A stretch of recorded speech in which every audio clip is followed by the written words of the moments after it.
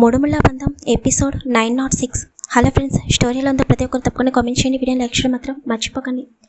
Night మా ఇద్దరి మధ్య ఏమీ జరగలేదు విక్రమ్ అని అన్న విరాస్ వాయిస్కి విక్రమ్ అడుగు అక్కడే ఆగిపోతుంది. వెంటనే వెనక్కి తిరిగి షాక్గా విరాస్ వైపు చూస్తాడు. అంటే వైష్ణవి చెప్పింది నిజమేనా అని విక్రమ్ అనుకుంటూ, ఏమైంది విరాస్, నువ్వేంటి ఇంత పెద్ద షాక్ ఇచ్చావు? ఏదైనా ప్రాబ్లమా?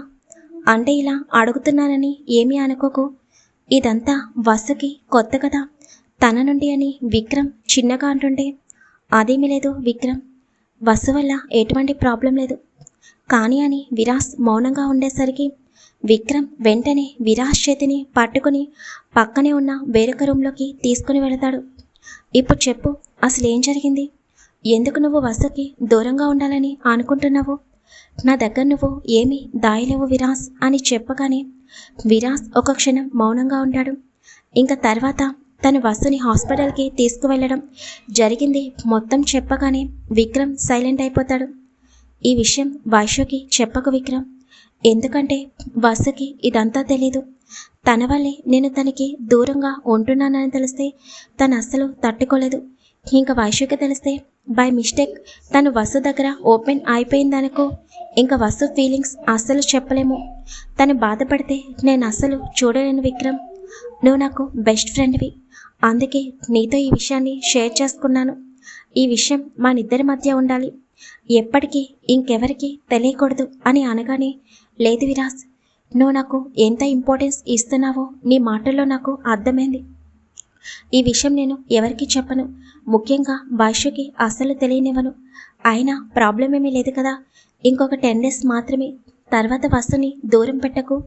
అయినా నువ్వు వసుకి దూరంగా ఉండలేవనుకో అని విక్రమ్ చిన్నగా నవ్వుతూ అంటుంటే, ప్రాణంగా ప్రేమించే భార్యకి ఎవరు దూరంగా ఉండగలరు విక్రమ్ అని విరాస్ కూడా చిన్నగా నవ్వుతాడు.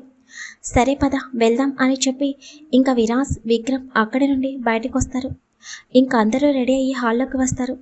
దేవ్ జాన్ విరాస్ దగ్గరికి వచ్చి, జాగ్రత్త రాజ్, ఇంకొన్ని డేస్ ఇక్కడే ఉండాలని ఉంది, కానీ నీకు తెలుసు కదా అక్కడ ఆఫీస్ వర్క్ పెండింగ్ ఉంది, ముఖ్యంగా అభి అని చిన్నగా చెవిలో అంటాడు జాన్. అందుకే కదా మిమ్మల్ని వెంటనే అమెరికాకి పంపిస్తుంది. అయినా ఏముంది, ఇంకొక 10 daysలో వసుని తీసుకుని నేను కూడా అక్కడికి వస్తాను అని అనగానే, నిజంగానా అని దేవ్ కొంచెం గట్టిగా అంటాడు. దేవ్ ఎందుకంత గట్టిగా అరిచాడో అర్థం కాక అందరూ దేవ్ వైపు చూస్తారు. ఏమైంది దేవ్ అని నవ్య అంటుంటే, ఏముంది, ఇంకొక 10 days తర్వాత మీ అన్నయ్య కూడా మనతోనే ఉండబోతున్నాడు అని చెప్పగానే, నిజంగానా అని రక్ష నవ్య ఇద్దరు సంతోషంగా అడుగుతారు. దేవ్ మాటకి విక్రమ్ వైష్ణవి షాక్గా విరాస్ వైపు చూస్తారు. సరే ఇంకా మీరు స్టార్ట్ అవ్వండి అని చెప్పగానే ఇంకా దేవ్, జాన్, నవ్య, రక్ష, లతా గారు, హుస్సేన్, ఫాతిమా అందరూ కూడా అమెరికాకి స్టార్ట్ అవుతారు. హుస్సేన్ కూడా అభి విషయం వలన ముందుగానే అమెరికాకి పంపించేస్తాడు విరాస్. ఇంకా విలియమ్స్ వాళ్ళని డ్రాప్ చేయడానికి వెళతాడు. ధర్మేంద్ర బయట వర్క్ ఉండడం వలన తను బయటికి వెళ్ళిపోతాడు. పార్వతి గారు తన రూమ్లో రెస్ట్ తీసుకుంటూ ఉంటారు. విక్రమ్, వైష్ణవి ఇద్దరు కూడా ఇంకా షాక్లోనే ఉంటారు. విరాస్ వసు వైపు చూసి, వసు వెళ్ళి కాఫీ తీసుకునిరా అని అనగానే, సరే బావా అని చెప్పి ఇంకా వసు కిచెన్లోకి వెళ్ళిపోతుంది. వసు వెనుక నీరస కూడా వెళ్తుంది. విరాస్ వెళ్ళి సోఫాలో కూర్చోగానే వైష్ణవి విరాస్కి ఎదురుగా వచ్చి నుంచుంటుంది. విరాస్ వైష్ణవి వైపు చూసి, ఏమైంది అని అంటుంటే, ఇప్పుడు వాళ్ళు ఏమన్నారు విరాస్, నువ్వు ఇంకొక 10 daysలో వాళ్ళ దగ్గరికి వెళ్ళిపోవడం ఏంటి, వాళ్ళతో ఉండటం ఏంటి అని వైష్ణవి అర్థం కాక అడుగుతుంటే, అవును వైషు, ఇక్కడ ఈ టెండర్ ఇష్యూ అయిపోయిన తర్వాత నేను వస్తుని తీసుకుని అమెరికాకి వెళ్తాను, ఎలాగో టెండర్ వేయడానికి అమెరికాకి వెళ్ళాలి కదా అని అనగానే, అంటే నార్మల్గా వెళ్తున్నావా అని అడుగుతుంది వైష్ణవి. అవును అని విరాస్ చెప్పగానే వైష్ణవి కొంచెం ఊపిరి పీల్చుకుని, ఏమో నువ్వు ఇక్కడ నుండి వసుని తీసుకుని అమెరికాకి వెళ్ళిపోతావేమోనని భయం వేసింది. టెండర్ కోసం మేము కూడా అమెరికాకి వస్తాం కదా, ఇంకెప్పుడు అలా భయపెట్టకు, క్లారిటీగా చెప్పు అని చెప్పి వైష్ణవి అక్కడి నుండి కిచెన్లోకి వెళ్ళిపోతుంది. వైష్ణవి మాటకి విరాస్ ఆలోచనలో పడతాడు. ఇప్పుడు కాకపోయినా ఎప్పుడైనా నేను అమెరికాకి వెళ్లాల్సిందే కదా వైషు, కానీ నేను వసుని ఫ్యామిలీని తీసుకుని అమెరికాలో ఉంటాను అంటే నువ్వు అసలు ఒప్పుకోవు, అందుకే అప్పుడే నిజం నీకు చెప్పాలని అనుకోవడం లేదు. ఇంకా దానికి చాలా టైం ఉంది అని విరాస్ మనసులో అనుకుంటూ ఉంటాడు. వసు కిచెన్లోకి వెళ్ళి కాఫీ పెడుతూ నీరజ వైపు చూసి, ఆంటీకి కొంచెం నీరసంగా ఉంది కదా, పాపం చాలా డేస్ నుండి ఆంటీ పెళ్లి హడావిడిలో చాలా బిజీగా ఉన్నారు. నువ్వు వెళ్ళు, నేను ఇక్కడ చూసుకుంటాను అని చెప్పగానే నీరజ సరే అని చెప్పి జయ గారి దగ్గరికి వెళుతుంది. ఇంకా కిచెన్లో వైష్ణవి వసు ఇద్దరు మాత్రమే ఉంటారు. వైష్ణవి వసు పక్కన నుంచుని వసు అని పిలవగానే వసుధార పక్కనే ఉన్న వైష్ణవి వైపు చూసి చెప్పక్క అని అంటుంటే, అంటే అది అని వైష్ణవి కొంచెం తడబడుతూ వసు చెవి దగ్గర నైట్ మీ ఇద్దరు ఒకటయ్యారా అని చిన్నగా అనగానే వైష్ణవి అడిగిన ప్రశ్నకి వసు ఒక్కసారిగా ఉలిక్కిపడుతుంది. ఇదేంటి, ఇప్పుడు అక్కకి ఏం చెప్పాలి? ఒకవేళ మేము దూరంగా ఉన్నామంటే మళ్ళీ తను బాధపడుతుందేమో, లేదు అని వసు మనసులో అనుకుంటూ, అలాంటిదేమీ లేదక్క, నైటు మేమిద్దరం ఒకటయ్యాము అని చెప్పగానే నిజంగానా అని వైష్ణవి షాక్గా అంటుంది. వసు వైష్ణవి ఫేస్ చూడకుండా పాలని స్టవ్ పై పెడుతూ అవును అని చిన్నగా అంటుంటే, అంటే నా గెస్సింగ్ రాంగేనా అని వైష్ణవి పక్కకు తిరిగి చూసేసరికి విరాస్ వాళ్ళకి కొంచెం దూరంలో హ్యాండ్స్ ఫోల్డ్ చేసుకుని వీళ్ళిద్దరిని చూస్తూ ఉండడం చూసి, బాబోయ్ ఈ విరాస్ ఎప్పుడొచ్చాడు అని వైష్ణవి మనసులో భయంగా అనుకుంటూ, నేను ఇప్పుడే వస్తాను వసు అని చెప్పి అక్కడి నుండి బయటికి వెళ్ళిపోతుంది. వసు మాత్రం వైష్ణవికి అబద్ధం చెప్పిందన్న దాని గురించి అలాగే ఆలోచిస్తూ ఉంటుంది. ఇంతలో తనని పట్టుకున్న స్పర్శకి వసు ఒక క్షణం గట్టిగా కళ్ళు మూసుకుంటుంది. విరాస్ వసుని వెనుక నుండి హత్తుకుని వసు నడుము మీదుగా తన రెండు చేతులను పోనిచ్చి వసు షోల్డర్పై తన పెదవులని నిలిపి చిన్నగా అటు ఇటు రాస్తూ, ఏం చేస్తున్నారు శ్రీమతి గారు అని చిన్నగా అంటుంటే విరాస్ చేసే పనికి వసు వెంటనే విరాస్ చేతులని గట్టిగా పట్టుకుంటుంది. విరాస్ అలాగే తన పెదవులని వసు చెవి దగ్గరికి జరిపి ముద్దు పెట్టుకుంటూ నడుముపై ఉన్న తన చేతుల్ని పైకి తీసుకొస్తుంటే వెంటనే వసు వెనక్కి తిరిగి విరాస్ని వెనక్కి గెంటేస్తుంది. రాక్షసి, ఎందుకు గెంటేశావు అని విరాస్ చిరుకోపంగా అంటుంటే, ఏం చేస్తున్నావు బావా, ఇదేమీ మన బెడ్రూమ్ కాదు, కిచెన్ అని వసు కంగారుగా ఎవరైనా చూసారేమో అని బయటికి చూస్తుంది. విరాస్ వసు చేతిని పట్టుకుని దగ్గరికి లాక్కొని తన చుట్టూ చేతులు వేసి, నువ్వు నేను ఇక్కడుండగా ఎవరు వస్తారులే కానీ వచ్చిన వెంటనే వెళ్ళిపోతారని వసు బుగ్గపై చిరుముద్దు ఇవ్వగానే, బాబోయ్ నువ్వు ఎంతలా మారిపోయావో తెలుసా బావా అని వసు కళ్ళు పెద్దవి చేసి చెప్తుంటే, అవునా ఎంత మారిపోయాను అని విరాస్ వసు ఎక్స్ప్రెషన్స్కి తన నవ్వుని ఆపుకుంటూ అడుగుతాడు. అమ్మో, ఒకప్పుడు నీ దగ్గరికి రావాలంటేనే భయం వేస్తుంది, ఇంకా మన పెళ్ళికి ముందు నాతో కొంచెం క్లోజ్గా ఉన్నా ఎప్పుడు నీ లిమిట్ని క్రాస్ చేయలేదు, కానీ ఎప్పుడు పెళ్ళయిందో అప్పటి నుంచి నీ బిహేవియర్ పూర్తిగా మారిపోయింది, అమ్మో బోర్డర్ని పూర్తిగా క్రాస్ చేసేస్తున్నావు కానీ వసు అంటుంటే విరాస్ చిన్నగా నవ్వుతూ, నా భార్య నా ఇష్టం, ఇంకా నువ్వు చాలా చూడాల్సి ఉంది, దీనికే ఇలా అంటే ఎలా అని నవ్వుతూ అంటుంటే, ఇంకా ఉందా అని వసు ఆశ్చర్యంగా అడుగుతుంది. వసు అమాయకమైన మాటలకి విరాస్కి అస్సలు నవ్వాగదు. విరాస్ కొంచెం ముందుకు వంగి వసు చెవి దగ్గర, అవును చాలా ఉంది, ఫస్ట్ నైట్ రోజు చూద్దు కానీ అని చెప్పి వసుకి దూరం జరిగి, ఇంతకీ మీ వైశ్య అక్కతో ఎందుకు అబద్ధం చెప్పావు అని అనగానే, అంటే మళ్ళీ అక్క బాధపడుతుంది కదా అందుకని చెప్పగానే, గుడ్ అలాగే చెప్పు అని చెప్పి విరాస్ అక్కడి నుండి బయటికి వెళ్ళిపోగానే వసు షాక్గా విరాస్ వైపు చూస్తుంది. ఇదేంటి బాబు కూడా అక్కకి అలాగే చెప్పమని అంటున్నాడు అని వసు ఆలోచిస్తూ ఇంకా కాఫీ తీసుకుని హాల్లోకి వెళ్తుంది. విక్రమ్ హాల్లో కూర్చుని ఉండగా వైష్ణవి విక్రమ్ పక్కకొచ్చి కూర్చుని, విక్కీ నేను నిన్ను అనుకున్నాను కదా అదంతా రాంగ్, వసు విరాస్ ఇద్దరు బాగానే ఉన్నారు అని చెప్పగానే, ఎవరు చెప్పారు నీకు అని అంటాడు విక్రమ్. ఎవరో చెప్తే నేనెందుకు నమ్ముతాను, వసుని చెప్పింది అని చెప్పగానే, ఇదేంటి వసు ఎందుకు అబద్ధం చెప్పింది వైష్ణవితో అని విక్రమ్ ఆలోచనలో పడతాడు. సరే నీ అనుమానమైతే తీరిపోయింది కదా, ఇప్పుడు హ్యాపీనే కదా అని అనగానే వైష్ణవి చిన్నగా స్మైల్ ఇస్తుంది.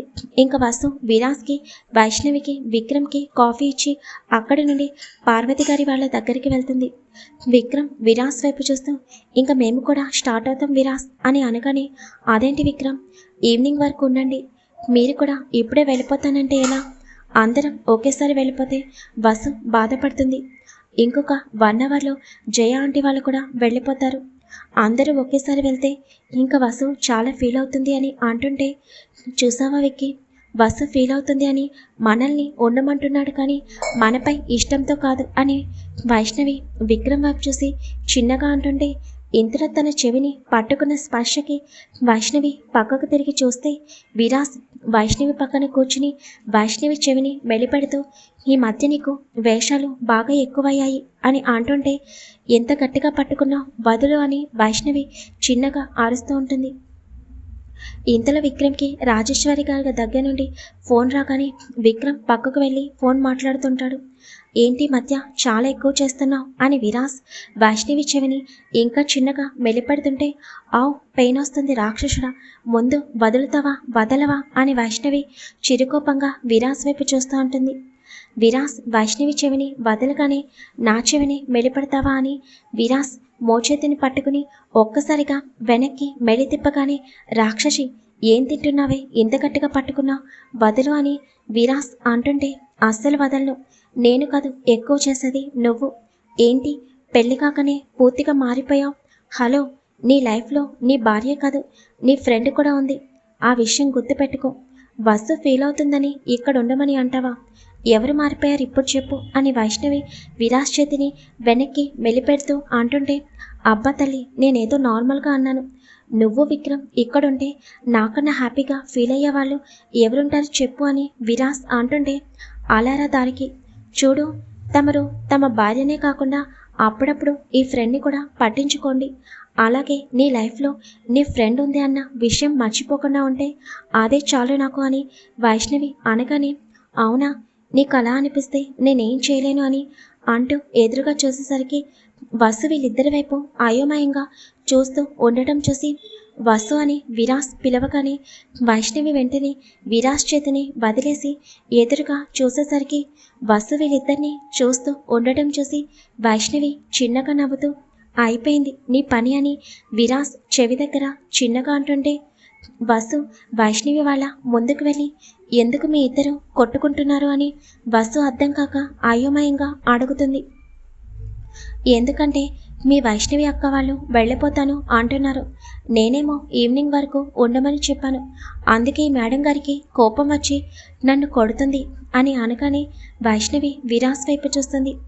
వసు వెంటనే వైష్ణవి పక్కన కూర్చుని, అక్క అదేంటి, మీరు ఇక్కడే కదా ఉండేది, ఈ రోజుకి ఇక్కడే ఉండండి, రేపు వెళ్తురు కానీ మీరు కూడా వెళ్ళిపోతానంటే ఎలా అని వసు దిగులుగా అంటుంటే, వైష్ణవి వసు తలని పైకెత్తి, నువ్వేమి టెన్షన్ పడకు, ఈ రాక్షసుడి కోసం కాకపోయినా నీకోసం నేను విక్కీ ఇక్కడే ఉంటాము సరేనా అని అనగానే వసు నిజంగానా అని నవ్వుతూ అడుగుతుంది. అవును అని వైష్ణవి చెప్పగానే, థ్యాంక్ యూ అక్క, నేను వెళ్ళి బ్రేక్ఫాస్ట్ ప్రిపేర్ చేసుకుని వస్తానని చెప్పి వసు అక్కడి నుండి కిచెన్లోకి వెళ్ళిపోతుంది. వైష్ణవి వెళ్తున్న వసు వైపు చూస్తూ, నిజంగా వసు మాటలు, తన చూపు, తన ప్రవర్తన అన్నీ చాలా స్వచ్ఛంగా ఉంటాయి కదా విరాస్ అని అంటుంటే విరాస్ కూడా వెళ్తున్న వసు వైపు అలాగే చూస్తూ ఉంటాడు. వైష్ణవి విరాస్ వైపు చూస్తూ, నిజంగా నువ్వు చాలా అదృష్టవంతుడి విరాస్, వసుకి నువ్వు తనవి బావవి అవుతావని తెలియకముందే నిన్ను ప్రాణంగా ప్రేమించింది, పైగా నీ గతాన్ని యాక్సెప్ట్ చేసింది, నిన్ను ఎప్పటికప్పుడు వెనకే ఉండి జాగ్రత్తగా చూసుకుంటూ వచ్చింది, ఈ ప్రపంచంలో ఇంతకంటే ప్రేమని పంచేవాళ్ళు దొరకడం చాలా కష్టం, ఎప్పుడు వసుని వదులుకోకు అని అనగానే విరాస్ వైష్ణవి వైపు చూస్తూ, నీకు ఆల్రెడీ తెలుసు కదా వైషు, నా ప్రాణం పోయినా కూడా వసు నాకు దూరం కాదు, నువ్వు టెన్షన్ పడకు సరేనా అని అనగానే ఇంతలో విక్రమ్ వైష్ణవి పక్కన కూర్చుని, ఏం ఆలోచించారు ఇద్దరు ఫ్రెండ్స్ కలిసి అని అంటుంటే వసు బాధపడుతుంది, విక్కీ ఇక్కడే ఉందాం అని చెప్పగానే, సరే మేడం మీరు ఎప్పుడు వెళ్దామంటే అప్పుడే వెళ్దాం, అమ్మ కాల్ చేసింది ఎప్పుడు వస్తారు అని అడుగుతుంది, అమ్మకు ఆల్రెడీ చెప్పాను ఈవినింగ్ వస్తాము అని చెప్పగానే, సరే చూద్దాం ఈవినింగ్ లేదా రేపు మార్నింగ్ వెళ్దాం సరేనా అని చెప్పగానే, సరే నేను అమ్మకి డ్రెస్సెస్ పంపించమని చెప్తాను, మనం ఒక డ్రెస్సే కదా తెచ్చుకుంది అని చెప్పి విక్రమ్ రాజేశ్వరి గారికి ఫోన్ చేసి చెప్తాడు. ఇంతలో శ్రీనివాస్ గారు ధర్మేంద్ర వస్తారు. బాబు ఇంక మేము స్టార్ట్ అవుతాము అని శ్రీనివాస్ గారు చెప్పగానే లోపల నుండి జయ గారు నీరజ కూడా వస్తారు. జయ గారు విరాస్ దగ్గరికి వచ్చి, కొన్ని రోజుల నుండి నేను నిన్ను చూస్తున్నాను బాబు, వసుని ఎంతలా ప్రేమిస్తున్నావో నాకు అర్థమైంది, తను ఎప్పుడు బాధపడకుండా చూసుకుంటావనే నమ్మకం కూడా ఉంది. మీ ఇద్దరు ఎప్పుడు హ్యాపీగా ఉండాలి. కానీ మీ లైఫ్లో ఈ ఆంటీ వాళ్ళు ఉన్నారని మాత్రం మర్చిపోకండి. ఎప్పుడు ఏం అవసరమైనా వెంటనే కాల్ చేయండి అని జయ గారు చెప్తుంటే విరాస్ జయ గారి చేతుల్ని పట్టుకుని, నిజంగా మీరు మా పెళ్ళిని మీ చేతుల మీదుగా జరిపించడం నాకు చాలా హ్యాపీగా ఉందా ఆంటీ. వచ్చిన దగ్గర నుండి మీరు అంకుల్ వసు పెళ్ళిని మీ సొంత కూతురి పెళ్లిలాగానే భావించి ఎక్కడ ఎటువంటి ప్రాబ్లం లేకుండా అన్ని సాంప్రదాయంగా చేసి వసుకి అమ్మలేని లోటుని తీర్చారు. వసుకి మావయ్య ఉన్నా కూడా మీరిద్దరూ కూడా సొంత తల్లిదండ్రులాగా ఆ బాధ్యతని తీసుకున్నారు. దానికి నేను వసు ఎప్పుడు మీకు రుణపడి ఉంటాము అని చెప్పగానే అయ్యో బాబు అని జయ గారు కంగారుగా అంటారు. వెంటనే విరాస్ టేబుల్ పైన ఉన్న ఒక కవర్ తీసి జయ గారి చేతిలో పెట్టగానే జయ గారికి ఏమీ అర్థం కాదు. ఏంటి బాబు ఇది అని అంటుంటే, ఇంత చేసిన మిమ్మల్ని వట్టి చేతులతో పంపించడం నాకు ఇష్టం లేదు, అందుకే వస్తు తరపున అని అంటుంటే జయ గారికి ఏమీ అర్థం కాక పక్కనే ఉన్న నీరజ వైపు చూస్తారు. నీరజ జయ గారి చేతిలో ఉన్న కవర్ తీసి ఓపెన్ చేసి ఆ కవర్లో ఉన్న డాక్యుమెంట్ తీసి చదవగానే నీరజ షాక్గా విరాస్ వైపు చూస్తుంది. ఏమైంది నీరజ, ఎందుకు అలా అయిపోయావని జయ గారు అంటుంటే, నేను చెప్తానా ఆంటీ అని విరాస్ అనగానే అందరూ విరాస్ వైపు చూస్తారు ఏమీ అర్థం కాక. బస్సుకి కూడా ఏమీ అర్థం కాదు. మీరు ఎప్పుడైతే నా కాళ్ళు కడిగారో అప్పుడే నాకు అత్తయ్య మావయ్యతో సమానం అయిపోయారు. మరి నా అత్తయ్య మావయ్య ఇలా రెంటెడ్ హౌస్లో ఉండడం నాకు అస్సలు ఇష్టం లేదు. అందుకే మీకోసం నేనే ఒక హౌస్ తీసుకున్నాను. ఇప్పటి నుండి ఆ హౌస్ అనేది మీ పేరు మీదే ఉంటుంది. మీరు ఇంకా రెంటెడ్ హౌస్లో ఉండాల్సిన అవసరం లేదు అను వెంటనే మంచి ముహూర్తం చూసి ఇంట్లో గృహప్రవేశం చెయ్యండి అని చెప్పగానే శ్రీనివాస్ గారు, జయ గారు, అలాగే నీరజ ముగ్గురు కూడా షాక్గా విరాస్ వైపు చూస్తారు. విరాస్ చెప్పిన దానికి అందరూ కూడా విరాస్ వైపు షాక్గా చూస్తూ ఉంటారు. తర్వాత శ్రీనివాస్ గారు నార్మల్ అయ్యి, ఏంటి బాబు ఇదంతా, మేము మీపై ప్రేమతో ఇలా చేశాము. వసు కూడా చిన్నప్పటి నుండి నీరజతో కలిసి మా ఇంట్లో పెరిగిన అమ్మాయి, ఆ బాధ్యతతోనే ఇలా చేశాము, కానీ ఇంకా ఏమీ ఆశించి కాదు అని శ్రీనివాస్ గారు కంగారుగా అంటుంటే, అంకుల్ ప్లీజ్, మీరేమీ ఆశించకుండా చేశారని నాకు తెలుసు, కానీ చెప్పాను కదా, ఎప్పుడైతే మీరు నా కాళ్ళు కడిగారో అప్పుడే మీరు నాకు అత్తయ్య మావయ్య అయ్యారు అని. ఇలా నా అత్తయ్య మావయ్య వేరే వాళ్ళ హౌస్లో ఉండి బాధపడడం నాకు అస్సలు ఇష్టం లేదు. అలాగే నీరజ పెళ్ళికి సంబంధించిన ప్రతిదీ కూడా మా ఇద్దరి చేతుల మీదుగానే జరుగుతుంది. తన పెళ్లికి ₹1 కూడా మీరు ఖర్చు పెట్టాల్సిన అవసరం లేదు అని చెప్పగానే జయ గారు శ్రీనివాస్ గారి కళ్ళల్లో చిన్న కన్నీటి తడి చేరుతుంది. ఎందుకంటే నీరజ వాళ్ళ ఫ్యామిలీ కూడా చాలా మిడిల్ క్లాస్ ఫ్యామిలీ. శ్రీనివాస్ గారు ఎంతో కష్టపడి నీరజని చదివించారు. మురళి అమెరికాలో జాబ్ చేస్తాడని తమ దూరపు చుట్టాలు ఆ సంబంధాన్ని తీసుకుని వస్తే తన కూతురు మంచి స్థాయిలోకి వెళ్తుందని అందుకు మురళితో నీరజకి పెళ్లి డేట్ని ఫిక్స్ చేపిస్తారు. కానీ నీరజ పెళ్లి చేయడం కోసం డబ్బులు లేక మురళి వాళ్ళు అడిగిన కట్నాన్ని టైంకి సర్దకపోవడం వలన మురళి వాళ్ళు పెళ్లిని పోస్ట్పోన్ చేస్తారు. ఆ విషయం వాళ్ళ ముగ్గురికి మాత్రమే తెలుసు. మరి ఈ విషయం విరాస్కి తెలిస్తే? విరాస్ జయ గారి వైపు చూస్తూ, ప్లీజ్ ఆంటీ వద్దు అని అనకండి. ఈ రోజు నుండి మీకు ఎటువంటి ప్రాబ్లం వచ్చినా నాకు ఒక ఫోన్ చేయండి. మీరు నన్ను అల్లుడు అనుకున్నా, కొడుకు అనుకున్నా, ఎలా అనుకున్నా పర్వాలేదు. ఈ విరాస్ ఎప్పుడు మీకు సపోర్ట్గా ఉంటాడు అని చెప్పగానే జయ గారు విరాస్ చేతుల్ని తన నుదుటికి పెట్టుకుని చిన్నగా బాధపడుతూ, ఆయన వాళ్ళే అందరూ కూడా కష్టంలో ఉన్నప్పుడు సాయం చేయలేదు బాబు, కానీ నీకు మాకు ఎటువంటి రిలేషన్ లేకపోయినా మా గురించి చాలా దూరం ఆలోచించావు. నువ్వు వసు ఎప్పుడు హ్యాపీగా ఉండాలి అని అంటుంటే, తప్పకుండా మా ఇద్దరిని గృహప్రవేశానికి పిలవండి అని చిన్నగా నవ్వుతాడు విరాస్. తప్పకుండా, ఎందుకంటే గృహప్రవేశం చేసేది మాతో పాటు మీ ఇద్దరు కూడా. మంచి ముహూర్తం చూసి తప్పకుండా చెప్తాము, ఇంకా వెళ్ళొస్తాం బాబు అని చెప్పగానే సరే ఆంటీ అని చెప్పి విలియమ్స్ అప్పటికే రావడం వలన విలియమ్స్ వైపు చూసి, ఆంటీ వాళ్ళని జాగ్రత్తగా ఇంటి దగ్గర డ్రాప్ చేయి, అనవసరమైన పెత్తనాలు చేయకు అని విరాస్ కోపంగా అనగానే విలియమ్స్కి ఏమీ అర్థం కాదు. అయోమయంగా బయటకు నడుచుకుంటూ వెళ్తాడు. నీరజ బస్సుని హక్ చేసుకోగానే అప్పుడప్పుడు వస్తున్న నీరజ అని అంటుంటే, తప్పకుండా అని నీరజ తన కంట్లో వచ్చిన కన్నీళ్ళని తుడుచుకొని ఇంకా వసు వాళ్ళ అందరికీ బాయ్ చెప్పి జయగారి వాళ్ళతో వెళ్ళిపోతుంది. వసు వెంటనే విరాస్ని హక్ చేసుకుని, థ్యాంక్ యూ బావా, నువ్వు నా ఫ్రెండ్ వాళ్ళ కోసం ఇంతలా ఆలోచిస్తావని అనుకోలేదు అని అంటుంటే, ఇంకెప్పుడు నీ ఫ్రెండ్ గురించి నువ్వు బాధపడే రోజు రాదు వసు. మనమే దగ్గరుండి నీరజ పెళ్లి చేద్దాము హ్యాపీనా అని అంటుంటే చాలా అని నవ్వుతూ అంటుంది వసు. చాలా మంచి పని చేసావు విరాస్. నిజంగా చాలామంది ఓన్ హౌస్ లేక చాలా ఇబ్బంది పడుతూ ఉంటారు. నువ్వు నిజంగా వాళ్ళ కష్టాన్ని చాలా వరకు తీర్చావు తెలుసా అని విక్రమ్ నవ్వుతూ అంటుంటే విరాస్ కూడా చిన్నగా నవ్వుతాడు. ఎలాగో అందరం ఇక్కడే కదా ఉన్నాము. వంశీకి కూడా కాల్ చేసి రమ్మని చెప్పు వైషు. మావయ్య డైరీ చదువుదామని చెప్పాను కదా. ఈరోజు మావయ్య డైరీని చదువుదామని చెప్పి విరాస్ డైరీ తీసుకుని రావడానికి తన రూమ్ వైపుకి అడుగులు వేస్తాడు. విక్రమ్ వైష్ణవి షాక్గా ఒకరినొకరు చూసుకుంటారు.